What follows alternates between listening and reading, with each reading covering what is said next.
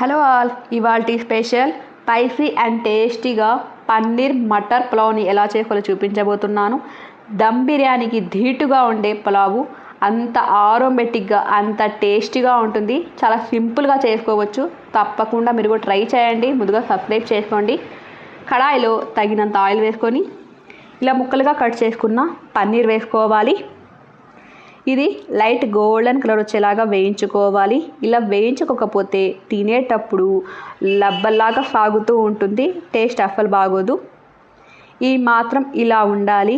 ఈ పన్నీర్ని నేను బయట కొనుక్కున్నాను. వీటిని హాఫ్ చేసి పక్కన పెట్టేసి డబ్రాలో తగినంత ఆయిల్ వేసుకొని కొద్దిగా లవంగం, చెక్క, బిర్యానీ పువ్వు, ఆకు వేసుకోవాలి. 1-2 టేబుల్ స్పూన్ అంత జీలకర్ర వేసుకొని వేయించుకోవాలి. హాఫ్ కప్ బఠానీ వేసుకోవాలి.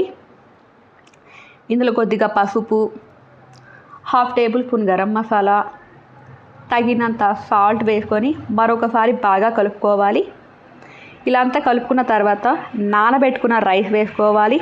రైస్ ఎంతసేపు నానితే అన్నం మరింత ఎక్కువ అవుతుంది. ఇలా అంతా బాగా కలుపుకోవాలి, రైస్ విరిగిపోకుండా. ఇందులో సన్నగా కట్ చేసుకున్న కొత్తిమీర, 4-5 పచ్చిమిర్చి వేసుకోవాలి. కారం వేయకూడదు. ఇలా కలుపుకున్న తర్వాత వేడి నీళ్ళు వేసుకోవాలి. 1 గ్లాస్ రైస్కి 2 గ్లాసుల వేడి నీళ్ళు వేసుకోవాలి. వేడి నీళ్ళు వేయడం వల్ల తొందరగా ఉడుకుతుంది. చల్లటి నీళ్ళు వేసుకుంటే వేడెక్కడానికి చాలా టైం పడుతుంది. ఇలా అంతా కలుపుకోవాలి, రైస్ విరిగిపోకుండా. చూసారా, నీళ్ళన్నీ ఇలా లాగేసి రైస్ ఉడికిన తర్వాత సాల్ట్ తక్కువైతే అడ్జస్ట్ చేసుకోవచ్చు. వేయించుకున్న పన్నీర్ వేసుకోవాలి. ఇందులో మరొకసారి నెమ్మదిగా కలుపుకోవాలి, రైస్ విరిగిపోకుండా. సన్నగా కట్ చేసుకున్న కొత్తిమీర వేసుకొని మూత పెట్టేసి 5 నిమిషాలు అస్సలు ఆవిరిపోకుండా మంట సిమ్లో పెట్టుకొని దమ్ అవ్వనివ్వాలి. చూడండి ఎంత బ్యూటిఫుల్గా ఉందో. టేస్ట్ అయితే అదిరిపోతుంది.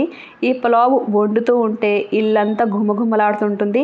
అందరికీ నచ్చుతుంది. పిల్లలు, పెద్దవాళ్ళు ఇష్టంగా తింటారు. తప్పకుండా మీరు కూడా ట్రై చేయండి. సూపర్ అంటే సూపర్గా ఉంటుంది. సబ్స్క్రైబ్ చేసుకుని లైక్ ఇవ్వండి. అవసరమైన వాళ్ళకి షేర్ చేయండి.